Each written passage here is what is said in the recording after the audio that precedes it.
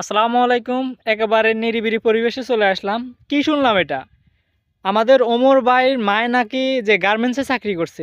আসলে ওমর ভাই কখনো তার ব্যক্তিগত কোনো বিষয় কখনো অনলাইনে আনে নাই। এখন দেখলাম কি যে ওমর ভাইয়ের মা নাকি গার্মেন্টসে চাকরি করে। এটা ওমর ভাই নিজে মুখে বলছে। আরও অনেক বিষয় বলছে। তো চলুন আমরা দেখি আসলে ওমর ভাইয়ের জীবনে কখনো দুঃখের কথা প্রকাশ করে নাই। তো এখন একবার দেখি যে আসলে দুঃখের কথা প্রকাশ করছে কি করছে।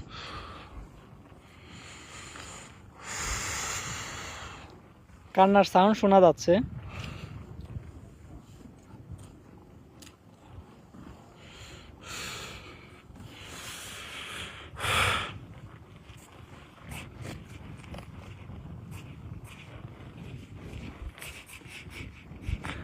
আজ থেকে বেশ কিছুদিন আগে আমি অন্নপূর্ণা বেস ক্যাম্প জার্নি শুরু করি। আমার উদ্দেশ্য ছিল একটাই, এই জায়গায় দাঁড়ায় আমি আমার আম্মুরে আই লাভ ইউ কমু।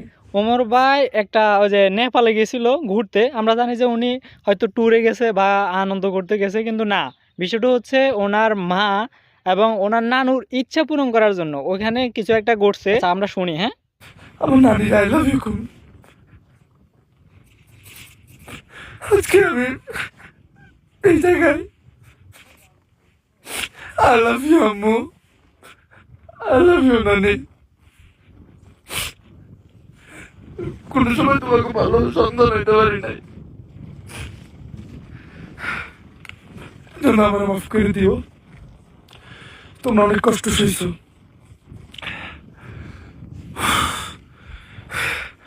আম্মা, একদিন আমি একটা হ্যারিয়ার কিনবো। আমি ওই হ্যারিয়ার কইরা তোমার হ্যারিয়ার চড়াই লয়ে যাবো আমার ওই বাপের বাড়িতে। সেই বাপের বাড়িতে তোমার অসম্মান করা হয়েছিল খালি তুমি গরিব দেখা। আচ্ছা, এখানে একটা বিষয় পাওয়া গেছে যে ওমরান পায়ার অর্থাৎ ওমর ভাইয়ের মা বা অর্থাৎ মা বলতে তার নানুরা অত্যন্ত গরিব ছিল, যার জন্য ওমর ভাইয়ের যে ফ্যামিলি অর্থাৎ ওনার আব্বু, ওনারা হয়তো কোনোভাবে রিসিভ করতে পারে না, গ্রহণ করতে পারে না, নানান রকম সমস্যার সৃষ্টি করছে আর কি। আচ্ছা, আমরা তারপর শুনি দেখি। আমি লয়ে যাবো তোমারে তোমার ওই খাবার বাসায়, যে খালা তার ঘর থেকে তোমার বাড়ি করে দিয়েছিল। খালি তোমার কোনো বাড়ি নাই থেকে ঘর নাই থেকে। আচ্ছা, এখানে খুবই কষ্টদায়ক বিষয় যে এটা আমি ফিল করতে পারতেছি, কেননা আমরা আমাদের সাথে না ঘটলেও আমাদের পাড়াপড়শির সাথে ঘটছে, আমরা এটা দেখতে পাইতেছি যে আসলে এই জগতে যার টাকা নাই তার আসলে কোনো জায়গায় ঠাঁই হয় না একেবারে। মানে এটা একদম নিতান্ত সত্য কথা একদম।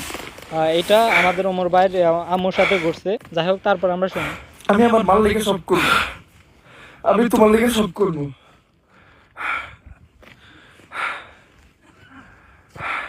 তুমি ছোটকাল থেকে যেমন ভাবে আমার কষ্ট করে বড় করছো, এগুলো থেকে কখনো তোমার থ্যাংক ইউ কয় না আম্মা। কোনো সময় তোমার আই লাভ ইউ কয় নাই।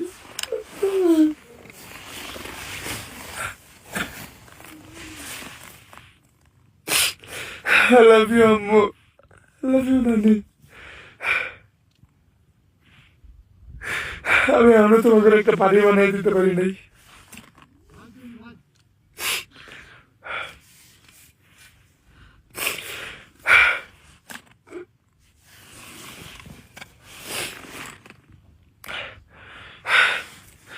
একটা ছেলে মানুষ তার মার জন্য সব করতে পারে, সব, এক কথায় সব।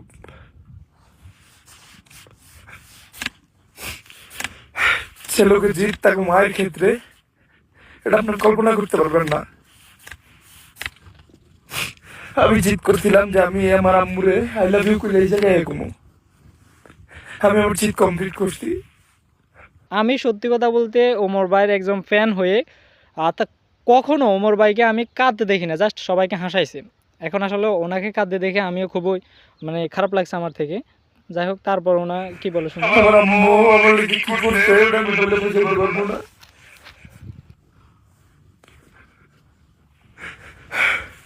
তাই আমার মানুষ হাজারটার কথা হোক, কিন্তু আমার আম্মু একটা ওয়ারিয়র, আমার আম্মু একটা যোদ্ধা।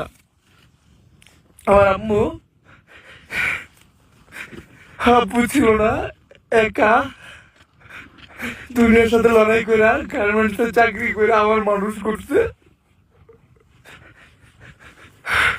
তো আমারে যে কেউ যে কিছু কইতে পারে, আমার আম্মুরে যদি কেউ কিছু কয় টান দিয়া ছিড়ালাম।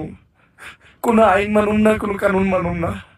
আচ্ছা, এখানে একটা কিছু একেবারে ডাইরেক্ট আমরা বুঝতে পারছি যে ওনার ফ্যামিলি এত মানে গরিব ছিল যে, ফ্যামিলি বলতে ওনার আম্মুর পরিবারটা এমন গরিব ছিল, ওনার আম্মু জাস্ট গার্মেন্টসে তালাকে চাকরি করতে হয়েছে। হ্যাঁ, আর আরেকটা বিষয় এখানে ডাইরেক্টলি বলতেছে ওমর ভাই, সেটা হচ্ছে কি সবার ক্ষেত্রে সব সন্তানে চাইতেছে যে যা যা যা হোক আমাদের সাথে হোক, কখনো আমার মাকে দাদুকে অর্থাৎ ফ্যামিলিকে যেন কালার না হইতে হয়।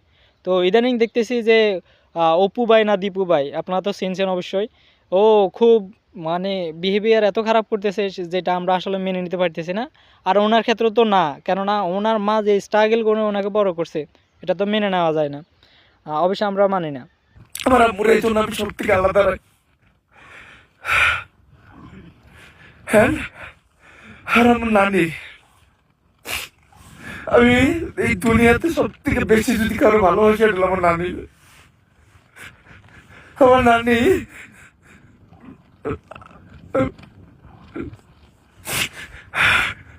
আমি সবসময় আল্লাহর কাছে প্রে করি যে আমি আল্লাহ তুমি আমারে আমার নানির থেকে একদিন আগে এই দুনিয়া থেকে নিয়ে যাও। কারণ মায়েরটা সহ্য করে নেব কিন্তু নানিটা পারবো না। আমার নানি আমার লেগে যা করছে এটা বইলে বোঝানোর মতো না। আমি কোনো সময় তাকে কোনো ভালো সন্তান হইতে পারি নাই। আমি আল্লাহর কাছে সবসময় প্রে করি, আল্লাহ তুমি অতদিন আমারে তুমি অতদিন আমারে কিছু করো না বা তোমার কাছে নিও না, যতদিন আমি আমার আম্মুর জন্য এমন কিছু করে না দিতে পারি, আমার নানির জন্য এমন কিছু করে না দিতে পারি যাতে আমি না থাকলে তাদের কোনো কর্ম না করে খেতে হয়, তারা যাতে চইলা ফিরা মাথা উঠে উঠে চলতে পারে, তাদের জন্য দিতে পারে, কোনোদিন কষ্ট না করতে হয়। আমার স্বপ্ন এইটুকুই স্বপ্ন, আমি ক্যারিয়ার গাড়ি কিনুম, ওই গাড়িতে আমার মায়ের আর নারীরে বহামু, ওই প্রত্যেকটা মানুষের কাছে নিয়ে যাবো, প্রত্যেকটা মানুষের কাছে নিয়ে যাবো। আমি নিজের হাত দিয়ে দরজা খুলে আমার মারে নানিরে নামামু, যার কাছ থেকে আমার মা আর নানি অপমানিত আচ্ছা, হয়েছে। তার মানে হচ্ছে কি বুঝতে পারছেন তো? যাই হোক, আমরা কখনো ওমর ভাইয়ের মুখ থেকে, হ্যাঁ, এইটা আসলে শুনতে পাইতাম না। জাস্ট ওমর ভাই এটা বলছে এই কারণে যে আসলে যখন মানুষের একেবারে অন্তরে লাগে না কোনো কিছু, তখন আর সহ্য করা যায় না। হ্যাঁ, কিছু কিছু মানুষ এখন ওমর ভাইকে নিয়ে এমনভাবে বলতেছে, আপনারা তো বুঝতে পারতেছেন আমি কাকে বলতেছি বা কাকে ইঙ্গিত করতেছি। এটা উচিত না। আমরা একজন আসলে অনেকে বলবো যে ওমর ভাই দালালি করি, আসলে বিষয়টা তা না। বিষয়টা অবশ্যই যে মানবিক দিক থেকে এটা কখনো এটা করা উচিত না। যাই হোক, ভিডিওটা আসলে আমার থেকেও খুব খারাপ লাগছে। এখন কথা হচ্ছে কি, আপনারা যারা ওমরের ফ্যান ফলোয়ার্স আছেন আমার মতো, তো আপনারা অবশ্যই সাড়া দেন, দেখি ওমর ভাইয়ের আসলে এই কথাটা কাদের কাদের অন্তরে লাগছে। অবশ্যই বিশেষ করে আমার অন্তরে লাগছে, এটা আমার থেকে খুবই খারাপ লাগছে। আপনারা কারা কারা আসলে বিষয়টা ফিল করতে পারছেন কমেন্টে জানান। ধন্যবাদ।